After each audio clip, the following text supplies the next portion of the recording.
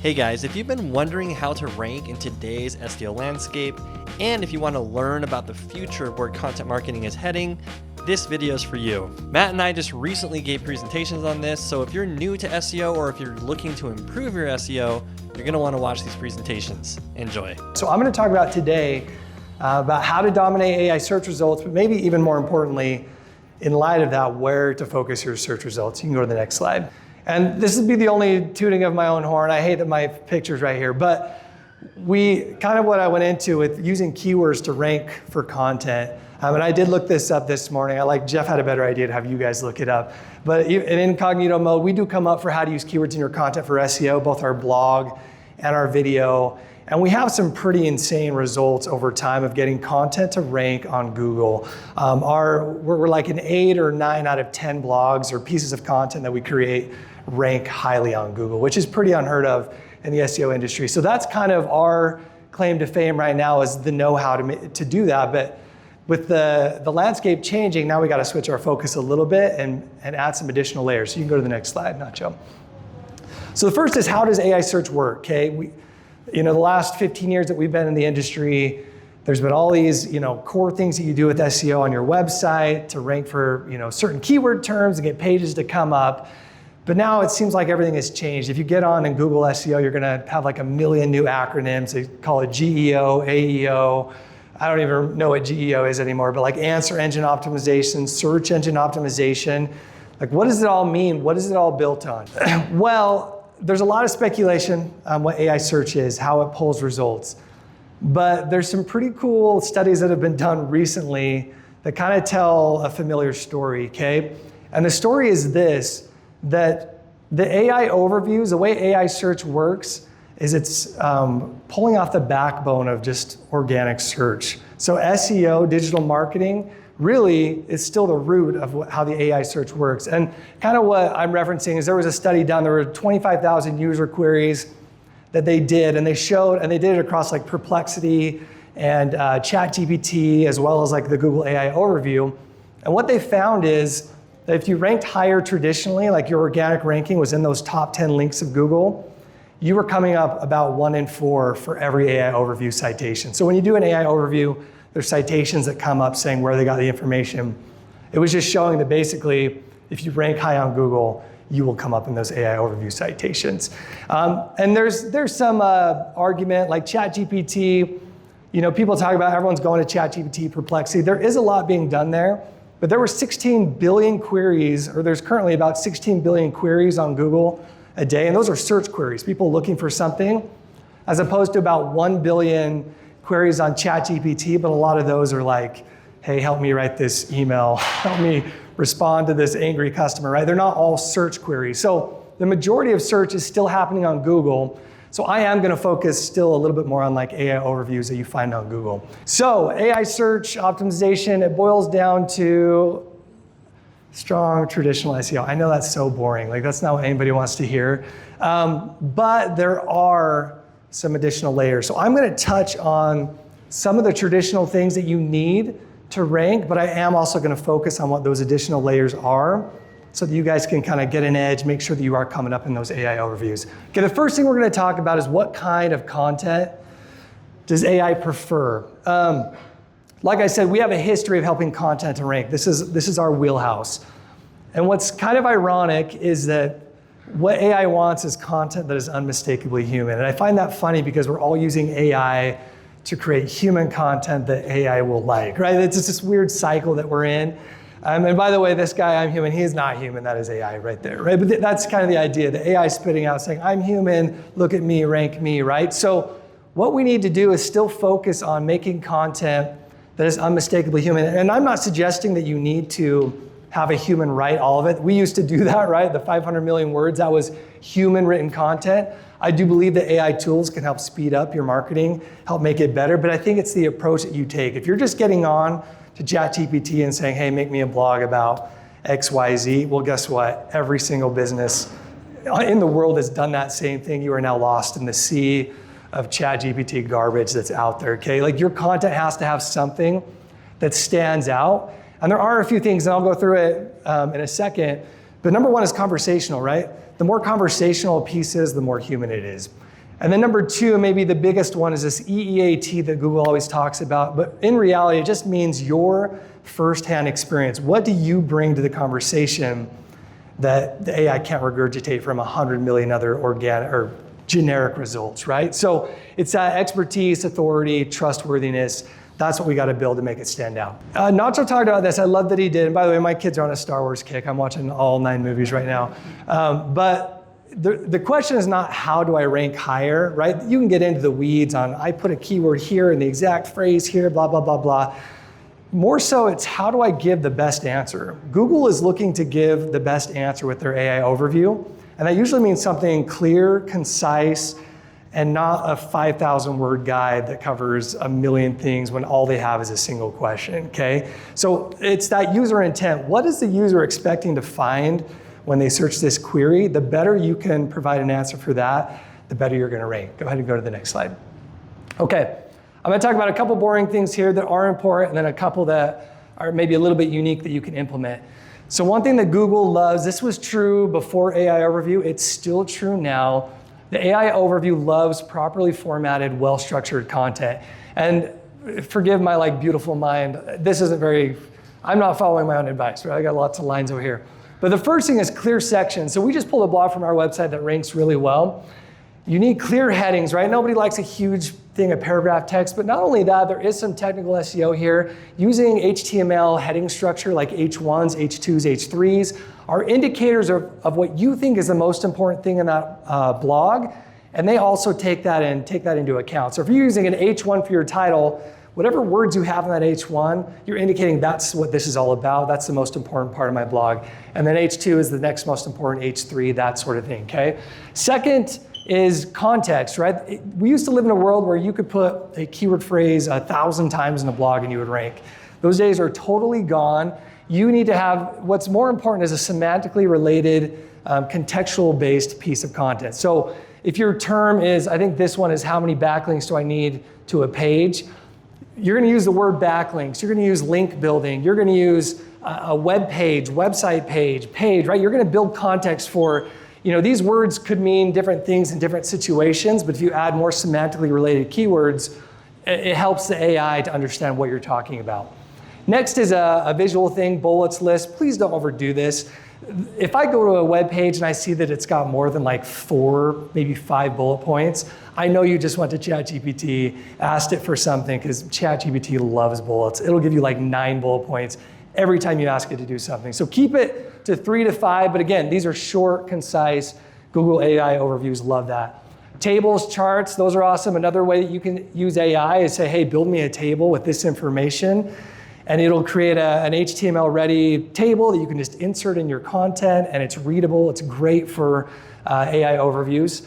Accessibility, this is something that people don't often think of, but if you're using images in your content like you should, you can actually get in, there's a place called the alt text, alternative text, where you can add in and say what this picture is about, and it's a fantastic place to put a keyword variation, okay? And you don't spam this, it still needs to be for accessibility, right? For someone that maybe can't see the image, it needs to be read, but an easy one would be a woman determining how many backlinks she needs to her website, right? You've got a variation of your keyword in there, but it's still true to that. And the last 2, these are probably the most important ones. A lot of people don't utilize these, but these will help you come up in the AI overviews. FAQs, and let me be clear, you can't put an FAQ on every page, but if you have a page on your website that talks about a service or a product or is in a location, man, put an FAQ at the bottom of that page and ask every question about X service and X location. It could be, what does this service cost? When do I see results from this service? All of those questions, you can hide a lot of content on a page that way, and also the AI overview loves you're doing question answer. If you're writing a blog post, do it in your headings. Ask a question in a heading, and then answer it in the next sentence you have on there. That'll still kind of satisfy that. Oh, absolutely, yeah. You can either do that by doing your own keyword research and seeing the questions, but he's exactly right. If you Google anything, scroll down a little bit, it'll have a people also ask. And yeah, if you don't know anywhere else to go, you don't have a fancy software, do that. That's really smart. And then the last, this is going to sound a little bit weird, but a best of list, okay? If you haven't done this on your blog, do it right now. but I don't care what your company is. For me, it'd be best digital marketing service in Utah. And it feels like a little bit weird because you're putting yourself on that list, but create a best of list saying best your type of company in Utah, or if your location, and then list 10 companies, real companies, and just put yourself on that list, okay? Google loves that. They love these lists. What's that? Put yourself at the top. Oh yeah, please do yourself a favor, put yourself at the top. Thank you very much. I'm just saying it feels a little bit weird to do that because you're like, this is biased, but guess what? That is gonna come up in Google searches. And even if they click on it and realize that you were the one that wrote it, guess what? They still saw your company in a list of the top 10 companies. You've already accomplished what you set out to do, okay? And then here's my second piece, okay? There's lots of ways to get on the AI overviews. They say having the citation is helpful. I believe that to some degree, but in reality, you are competing with the AI overview, okay? With the AI overview, especially for informational intent content, okay? If you're just giving an answer to a question, well, guess what? Someone's gonna type that in, the AI is gonna spit it out in the overview, and they may never click to your website. It's called a no-click search, okay? So I'm all about how do we beat the AI, okay? Or how do we use it as a tool to become a partner instead of just stealing what we've built and giving it away for free? I think this would be a good exercise for any companies. Identify topics where readers want to hear from real people, okay? And then leave no doubt that they are hearing from real people. And I think that comes with firsthand experience. Someone might be asking, what's your experience doing this? They don't care about a generic AI overview. They want someone's actual experience with it. So emotional, experiential. And then videos, man, this is the big one. Greg's gonna be talking about this, but a video is something that the AI cannot replicate well enough yet, okay? They cannot create a video with the information showing a human face and have you believe that it's a real person. So right now, video is the place for content marketing where you will get served up by the AI overview, but it's not just stealing your content and giving it away for free. All right, and then number two, Jeff touched on this, okay? Does my website structure matter? Yes, more than ever. So we used to focus a lot on blogging, these informational type content. We've brought it back one level. Is your website structurally sound? These guys have both talked about it. You need a beautiful website, but man, it needs to be set up correctly or the AI overviews will pass you up for somebody else that is. So this is the SEO that I think matters, just like local. This is one of my top things we're focusing on right now. Do you have a clear, logical site hierarchy? Is everything within 1 to 2 clicks? You can go to the next slide, Nacho. I have one example here. This is one of our clients, okay? Here's a couple great places to start. If you don't know where to start on your website, here's where I would start. Number one are service pages. What are the different services that you offer? You should have a dedicated page for every major service on your site. And a lot of people don't do that. They build one page and it says, here's our services, we do X, Y, Z, okay? Well, you're lost in the mix. Like, you need to have that service stand out. You also need context that Google understands that your business does that service. And that page is gonna have a lot of contextually relevant keywords. The second one, Jeff did talk about this, location pages. If you offer services in multiple locations, even if you're not located in that service, you're absolutely right for the Google Business Profile. You don't want to muddy the waters, but on your website, you can extend a little bit further. So like these guys are an RV park near Zion National Park. So we have a location page for RV parks near Zion National Park, RV parks in St. George or near St. George, right? We're targeting those terms. Now we've built a site hierarchy where Google looks at the website and says, hey, I can see throughout these main pages, they offer services in these areas. I will put them in those relevant searches in the AI overview. And then the last is just, the blogging's not dead. Put your blog, make it accessible. This still shows Google that it's important if you put it in your main nav. Your blog is a way to capture a bunch of contextually relevant keywords and build an organic profile and send links back to these location and service pages. It still serves a purpose, but I'm more important in using them to help boost these pages, if that makes sense. So this company, they came to us, we did rebuild their website, and we focused almost entirely just on site structure, more so than like design, which I know Nacho is really good at. But you can see we worked on their website in February. They tripled their keywords within a month. And then with SEO, one thing you'll learn is the keywords come first, the traffic comes later. So we're here hitting July, and now we're skyrocketing that traffic for their website. All right, here's my third most important one. Jeff also touched on this, and I love that he did.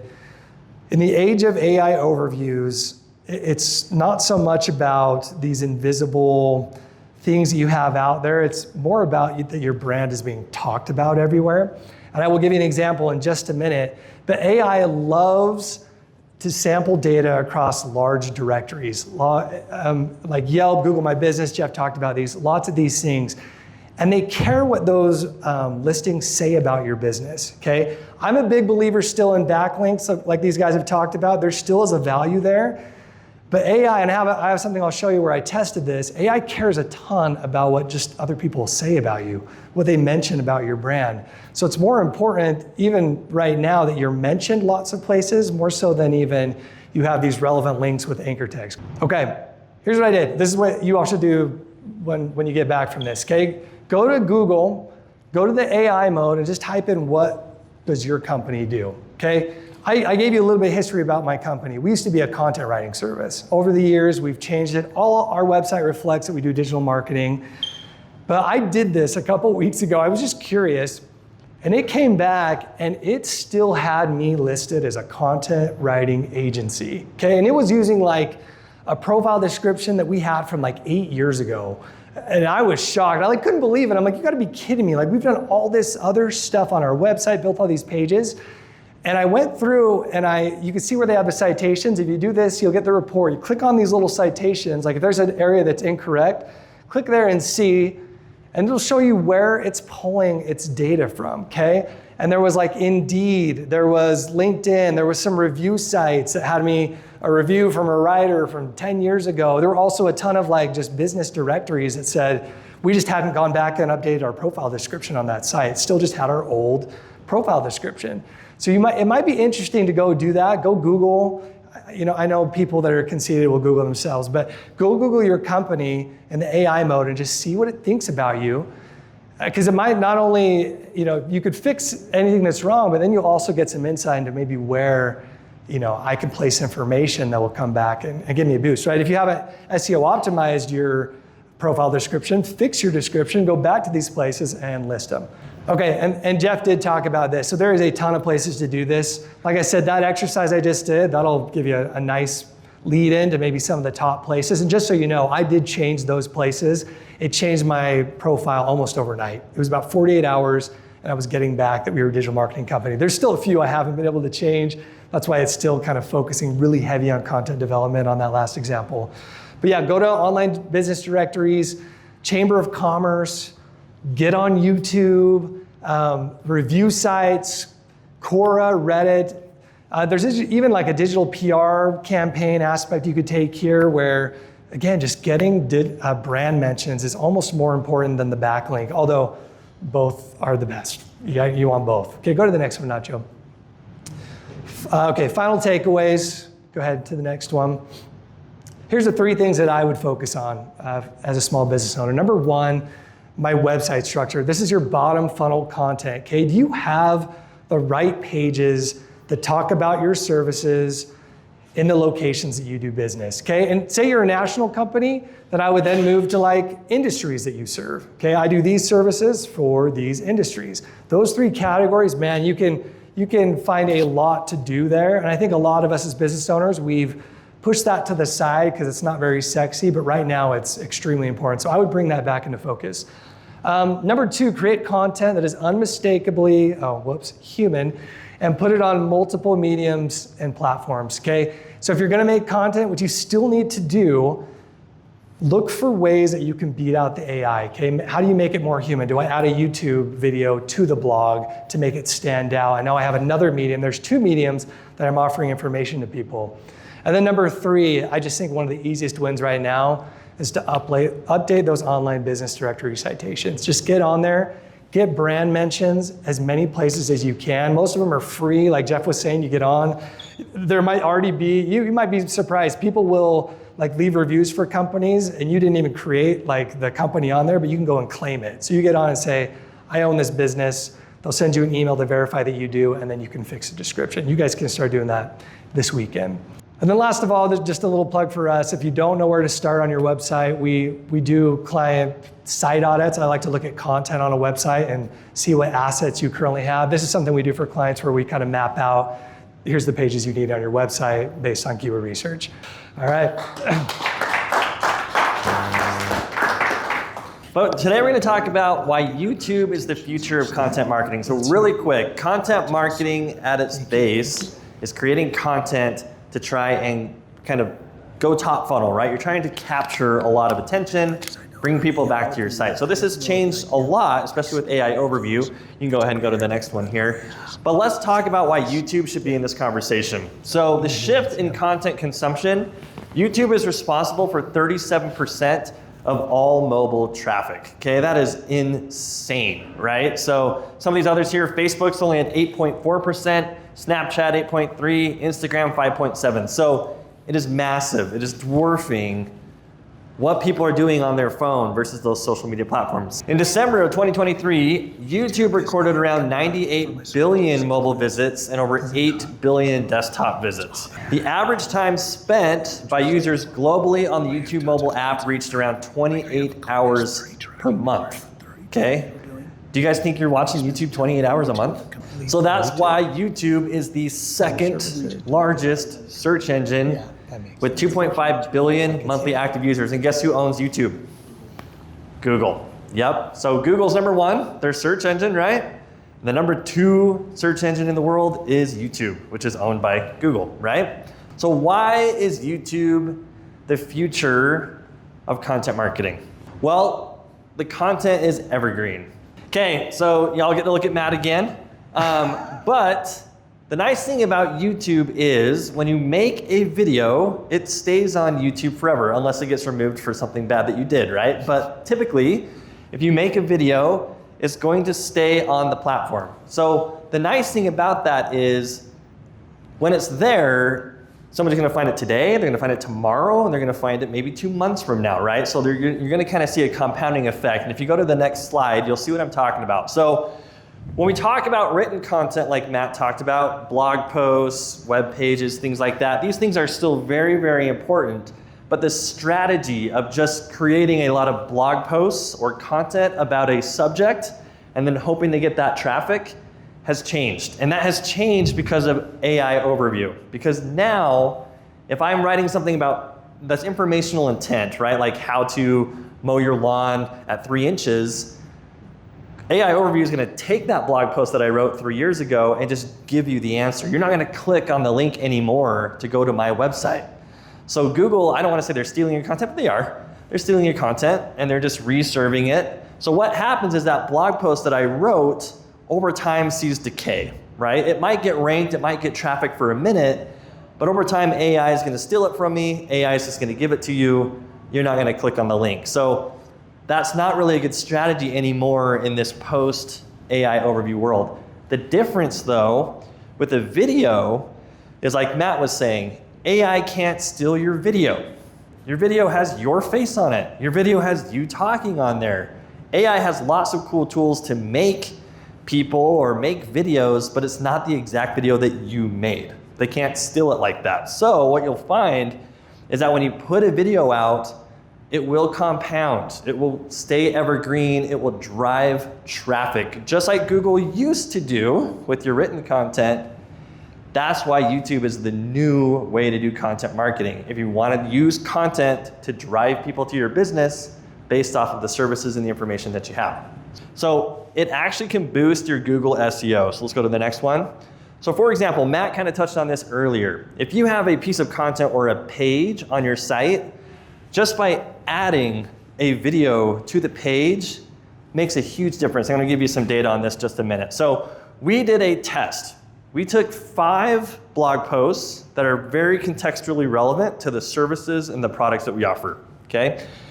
We took that blog post, and that blog post was kind of the template for the video that we were going to make. So we literally made a video about the information that was on that blog post or page.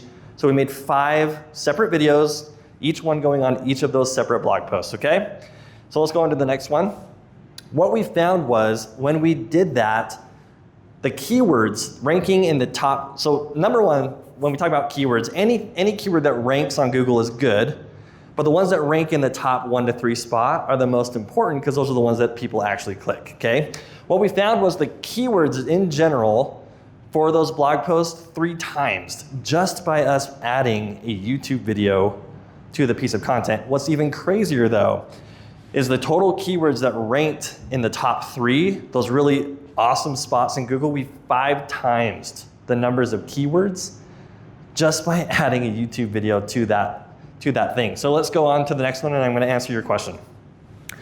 Okay, if you go to Google right now and you type in, is ChatGPT free? You are going to see my video right here on, is ChatGPT free? Okay, so to answer your question, there are 2 main ways that you'll get found. You'll get found on the YouTube platform, but there's also a way, because Google right now is giving a ton of weight and pushing YouTube videos on the first page. This is on the first page. When you go and do a first page search now, you'll see you get your AI overview, a couple of blue links. Then there's a section for YouTube videos now that used to not exist even 6 or 8 months ago, okay? So you can be found 2 ways. Google's kind of allowing you to double dip to be found on the YouTube platform and on the Google platform. So we have actually been doing a lot of testing with this. There's kind of 2 strategic plays, right? You can make videos for your YouTube audience that you want to be able to, as they search on the platform and they find you and they subscribe. But the second way is kind of like how content marketing worked before, where I can make videos based on a keyword or content that Google will actually rank me for and pull people in that way. So you can use YouTube on YouTube, and you can use YouTube on Google. The number 3 reason why it's so important is that it builds trust. Let's go to the next one. Okay, so let's talk about the 7-Eleven rule. I'm not talking about slushies. I'm not talking about gasoline. I had to put the logo though, because you just have to, right? But here's the basic rule. A potential customer needs 7 hours of interaction across 11 touch points to feel comfortable enough to make a purchase. Now this is general, okay? Every industry is a little different. Some industries don't require near this much, and some industries require triple or 5 times this amount, okay? So let's go to the next slide. The nice thing is that YouTube accomplishes that rule and does all of it. So for example, the 7 part, right? You need 7 hours of interaction. Well, the more videos you have on your YouTube channel, the more content somebody can consume. And before you know it, that 7-hour mark gets hit like that, okay? That also increases the touch points, right? Every time they're viewing a video or they're listening to what we're saying, that's increasing those touch points. Let's go ahead and go to the next one. Actually, go back one more, sorry. Go back to that one. This is also very, very important, okay? People binge watch. Like, who watches 1 episode on Netflix, right? Like, we don't. We watch the entire series of Stranger Things and we stay up till 4 in the morning and then we pay for it the next morning, right? But in YouTube, there is a way to link all of your videos together. So many people make this mistake where they'll make a video and at the end of the video, they'll say, come back to the channel next time, we'll see you later.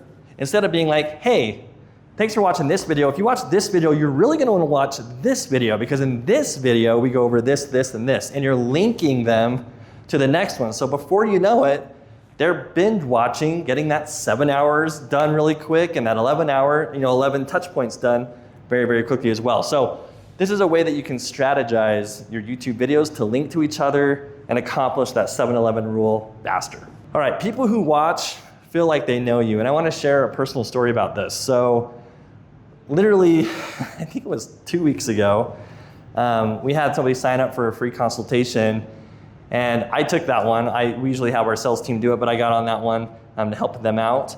And I sat in that meeting, and as soon as he got on the video call, he's like, hey, Greg, I know you. He's like, I've watched all of your videos. I think I've watched like 20 of your videos. He says, I know you. I've never met this guy ever in my life, okay? But he felt like he knew me, and he literally had a list of like 20 questions from watching all of our videos that he had questions about. So it is incredibly powerful, right? When you watch someone, you're there to learn. YouTube is really a learning platform. You're there to learn something. And so if you're on there, people will trust you. So here's a couple key takeaways I have for you guys, because I want to open this up, for question and answer here in a minute. But start a YouTube channel. It's free. You don't have to pay for it. Go start one, okay? You don't need expensive equipment. You can use your phone, and you can use a microphone. So, ooh, that was really loud. This right here is a DJI Mic Mini, okay? Matt's wearing one. It connects to my cell phone right there. It's $180. and it will work for you to have really good audio using your phone. The camera in your phone is amazing. I mean, that Blackmagic camera is awesome. The other camera we have here taking photos is great, but the cameras on your cell phone, you're holding around, I mean, that thing's $1,000 in your pocket. It's great quality, it's good enough to get started making some YouTube content, okay? So now before you roll your eyes at me and you're like, well, what the heck am I gonna make a video about? What am I gonna do for my business, right? Well, here's a couple of video ideas. The first one is to think about every time you're trying to close a client or talk to one, what are the most common questions they ask you, okay? I have a friend who's an orthodontist who we're working with right now to get some YouTube content going. And same sort of thing. He's like, well, why would anyone want to hear about orthodontics? Like, what a boring thing. And I was like, well, what are the common questions you get? Okay, well, one of the questions is, what age should I bring my kid in? Like, what's the best age that you should bring your kid in? Well, it's age 7 and above. Okay, you can make a whole video on that, right? Another one was like, well, what's the typical age to get braces? Well, it's this. Okay, well, what's the difference between Invisalign and actual braces, and what are the benefits? Okay, like we're going down the rabbit hole now, right? Each one of those things could be a video. So start with what are the most common questions and just answer them. Just answer them, okay? Another one is to repurpose your blog content. Kind of like I was showing earlier, we had all that blog content. You can repurpose that into video content. You kind of got a script right there, right? You can even take that blog post, paste it into ChatGPT and say, hey, write me a YouTube script using this information, and it does a pretty darn good job, okay? Show them what it looks like to work with you, right? If you're the auto glass guys, show how that process works, okay? You don't have to take an hour and do it, but explain to them, you come in, this is what we do, this is how long it typically takes, and this is, you're gonna be rolling off here within an hour, right? Show it to them. Another one is stories. Okay, people love stories. I wish I was a better storyteller. People like to hear stories, and it doesn't always have to be success, right? I think that's one thing. We're all human. We all make mistakes. In our businesses, we've all had horrible experiences, and we've had good ones. We've failed, and we've succeeded. It's okay to talk about that. It's okay to say, hey, I used to do local SEO this way. We realized it didn't work, and we shifted, and it totally works this way. Uploading consistently. This is the other really big thing for the algorithm, okay? If I post one video on YouTube and I never post another one again, YouTube's gonna think I was spam or like a bot or something, right? Like I put one thing up and then I never touched it again. Also, that doesn't help you at all to build an audience, okay? So much like social media, you gotta be, with ads, you're blasting constantly, right? There's that omnipresent sort of factor of being anywhere and everywhere all at once, right? So uploading consistency is important, and you don't have to go crazy here. Even if you start at one a month, start at one a month. If you can do one every 2 weeks, do that. Work your way up to one a week, right? Just make it consistent. Show Google, YouTube, that you're real and that you care and that you are invested in their platform, and they'll invest in you with traffic, okay? The biggest thing is it can be scary, right? You can feel scared getting in front of a camera if you've never done it before. Matt is a great test subject here. He's my brother, but I've been, elbowing him this last year, like, hey man, we gotta get you on some videos. We gotta do it, right? And his main objections and concerns are like, well, I suck behind camera and I mess up saying my lines, and maybe I can't just do it off the cuff. I need it scripted, right? Well, you don't have to be perfect. Just hit record, get started. Your videos today are not gonna be nearly as good as your videos down the road, but you never get better at anything unless you learn, right? Failure, success, all of it requires learning. So you will find there are a ton of YouTube channels that have millions of views per month with people that make really crappy production value videos. But the information is what people want. If you found this video helpful, please make sure that you hit like, subscribe, and turn on notifications so that you'll be notified when we put out more helpful content like this. And if you have additional questions on how to use keywords in your content to get more bang for the buck, make sure that you watch this video where Matt goes over from start to finish how to use keywords in your content. So watch this video and we'll see you over there.